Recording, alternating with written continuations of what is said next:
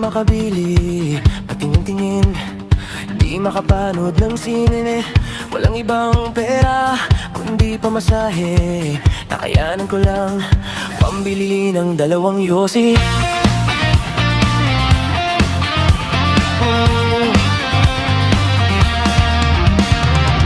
Paamoy-amoy, di naman makakain. Busog na sa tubig, gutom ay lilipas din.